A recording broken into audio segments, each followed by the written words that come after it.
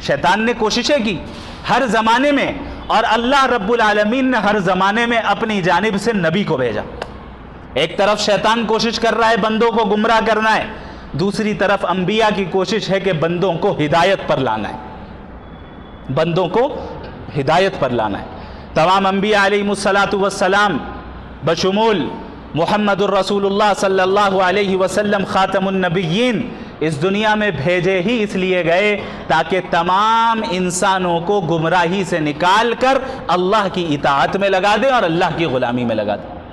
اب یہ دو طاقتیں ہیں، شیطانی طاقت اور انبیائی طاقت، یا یوں کہیں کہ شیطانی طاقت اور رحمانی طاقت، اور ان دونوں طاقتوں کے درمیان ہمیشہ سے کانفلکٹ جاری ہے، کشمکش جاری۔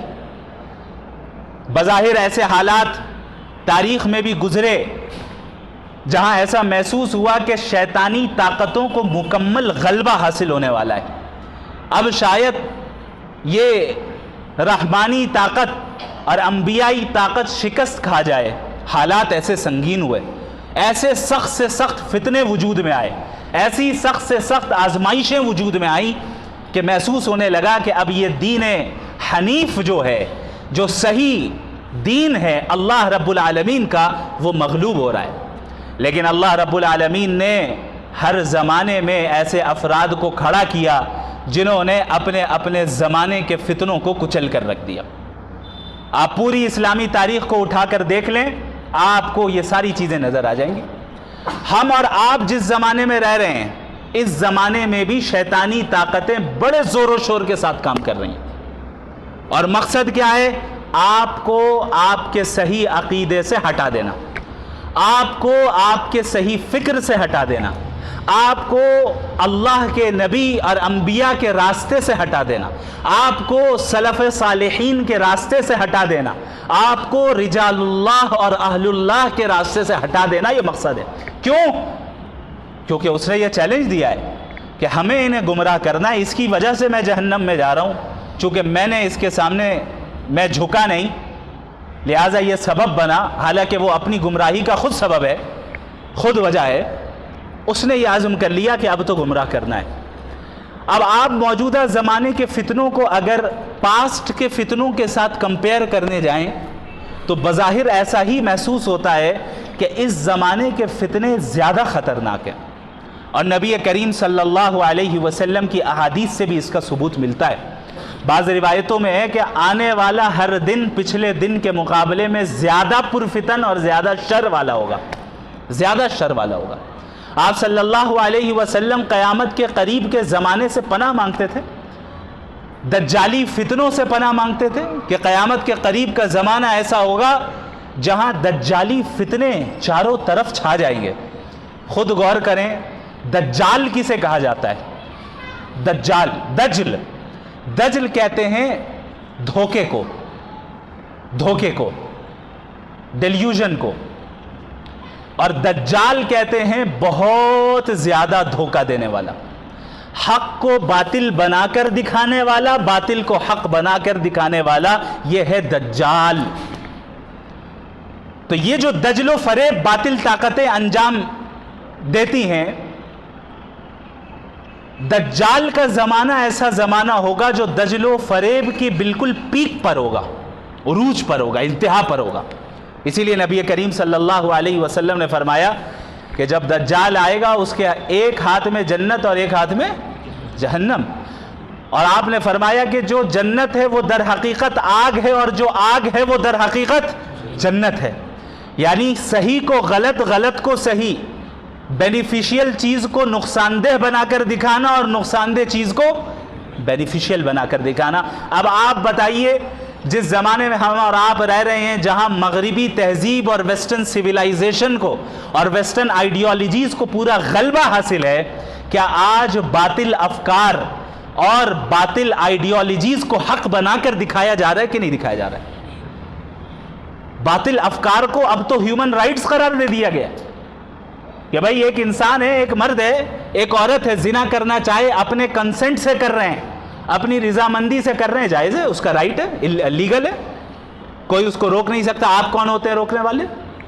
کوئی کھلے عام اللہ کی بغاوت کر رہا ہے، اللہ سے بغاوت کر رہا ہے، کھلے عام فسق و فجور میں مبتلا ہے، آپ نہیں روک سکتے، یہ آپ کا رائٹ نہیں ہے، یہ اس کا رائٹ ہے کہ وہ جو کرنا چاہے کرے۔ اور پوری دنیا میں اس وقت بشمول بہت سے متعدد سیدھے سادے بھولے بھالے مسلمان اس ٹریپ میں پھنسے ہوئے، اس جال میں پھنسے ہوئے۔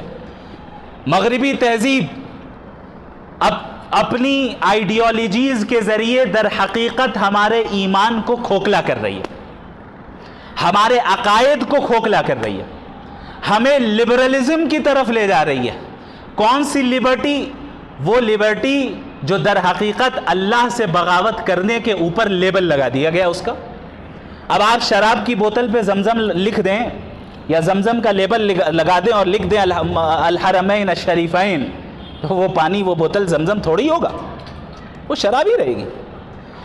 یہی ہے دھوکہ جو آج اس 21ویں صدی میں مغربی دنیا نے ہر میدان میں، چاہے سیاست کا میدان ہو، چاہے معیشت کا، اکانومی کا میدان ہو، چاہے تعلیم اور ایجوکیشن کا میدان ہو، چاہے پولیٹکس کا میدان ہو، چاہے کوئی بھی میدان ہو، ہمارا سوشل جو سماجی نظام ہے اس کا میدان ہو، ہر جگہ پر ایسی آئیڈیالوجیز ہیں جو در حقیقت باطل کو حق بنا کر دکھا رہی ہے اور حق کو باطل بنا کر دکھا رہی ہے، اور ہمیں ان آئیڈیالوجیز کی زنجیروں میں اس طرح جکڑ لیا گیا ہے کہ اس سے باہر نکلنا ایک مسلمان کو بڑا مشکل نظر آتا ہے۔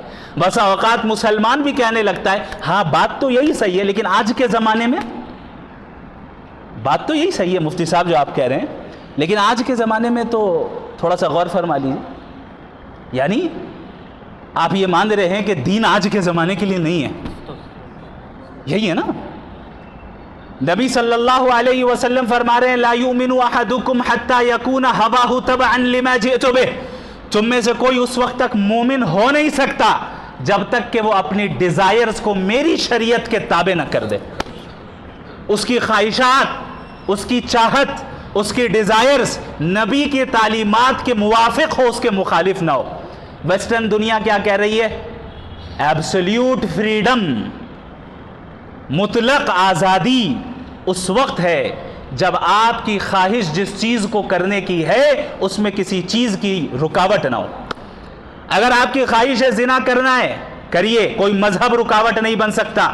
اگر مذہب کی وجہ سے رک رہے ہیں، آپ بیکورڈ ہیں، کنزرویٹو ہیں، اور آپ در حقیقت غلامی میں مبتلا ہے۔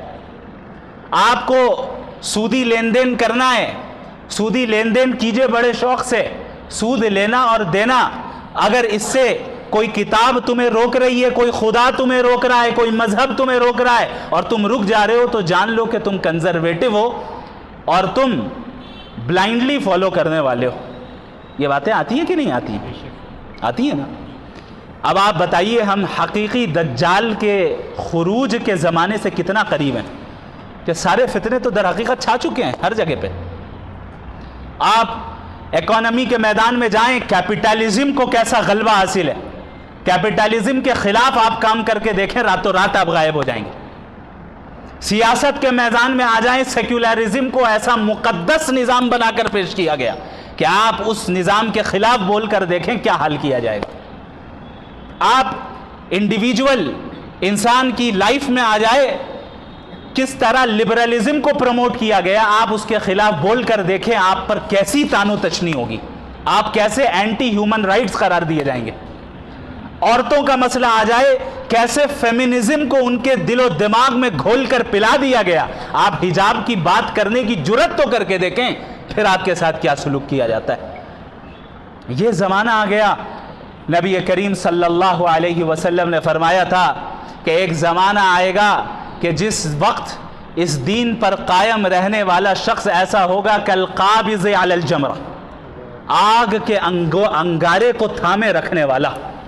اب آپ آگ کے انگارے کو ہاتھ میں کتنے ہی سیکنڈ رکھ سکتے ہیں؟ رکھنا ہے، مضبوطی سے پکڑیں، تکلیف ہو رہی ہے لیکن جھیل رہے ہیں۔ ایسا زمانہ آئے گا کہ جب دین پر عمل کرنا آگ کے انگارے کو تھامے رکھنے کے مقابلے میں ہوگا، اور اس جیسا ہوگا۔ ہم اسی زمانے میں آتے جا رہے ہیں میرے بھائیوں، اور اس وقت یاد رکھیں چاروں طرف سے اس بات کی کوشش ہے کہ نوجوان لڑکے اور لڑکیوں کو ایمان سے دور کرو. اسی لیے ایسے ایسے ڈاؤٹس اور شبہات کریٹ کیے جاتے ہیں کہ آپ مذہب کے تعلق سے، بالخصوص اسلام کے تعلق سے تذبذب میں پڑ جائیں، ڈاؤٹ میں پڑ جائیں. بھئی ایسا کیوں ہے، ویسا کیوں ہے، یہ بات تو صحیح نہیں ہے، یہ بات تو غلط ہے. اب آپ جج کیسے کر رہے ہیں، کیسے آپ حکم بن رہے ہیں؟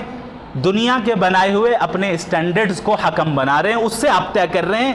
وحی الہی کو، ریویلیشن آف اللہ کو ہم جج کر رہے ہیں اپنی محدود عقل سے. اس سے بڑی حماقت اور بے وقوفی اور کچھ نہیں ہو سکتی کہ ایک انسان اپنی عقل جو کہ ناقص بھی ہے اور لمیٹڈ بھی ہے، اس سے اللہ کی لامحدود حکمت کو جاننا چاہے، اس کا احاطہ کرنا چاہے. ایسا ہو ہی نہیں سکتا. جب جب عقل کو وحی کے اوپر ترجیح دی گئی وہ انسان گمراہ ہوا. جب جب وحی الہی اور ریویلیشن آف اللہ پر انسان نے اپنی ریزننگ کو ترجیح دی ہے، اسے پرائیورٹائز کیا ہے، وہ انسان گمراہی کا شکار ہوا. جبکہ اللہ رب العالمین نے عقل کے استعمال کرنے کا حکم دیا. اسی لیے قرآن کریم میں اللہ نے بار بار کہا عقل نہیں رکھتے، ذرا زمین و آسمان پر غور کر کے دیکھو، عقل نہیں رکھتے. لیکن یہ بتا دی کہ بھائی تمہارے پاس جو عقل ہے اس کی ایک باؤنڈری ہے، اس کی ایک لمیٹیشن ہے. اس باؤنڈری کے باہر کی چیزوں کو جاننا ہے تو اب تم عقل سے نہیں جان سکتے. کس چیز سے جانو گے؟ وحی الہی، ریویلیشن آف اللہ جو انبیاء علیہ السلام پر نازل ہوئی. چونکہ یہ در حقیقت موسٹ ایکیوریٹ انفارمیشن لے کر آئی ہے. وحی ایک ایسا سورس آف نالج ہے جو موسٹ ایکیوریٹ ہے، بالکل صحیح اور سٹیک، اس میں غلطی نہیں ہو سکتی. کیوں؟ کیونکہ یہ سورس آف نالج براہ راست الحکیم اور العلیم کی طرف سے آئی، آل وائز آل نوئنگ کی طرف سے. آل وائز اور آل نوئنگ ذات کبھی خطا کر سکتی ہے؟ خطا انسان وہاں کرتا ہے جس چیز کا علم نہ ہو، غلطی ہو گئی. اب اللہ کی ذات العلیم ہے، آل نوئنگ، ہر چیز کا علم رکھنے والی، اور الحکیم بھی ہے کہ کوئی کام بغیر حکمت کے نہیں کرتی. اب آپ بتائیے ایسی ذات سے خطا ہو سکتی ہے؟ نہیں ہو سکتی. تو جو وحی اس کی جانب سے آ رہی ہے اس میں خطا اور غلطی کا امکان تک نہیں ہے.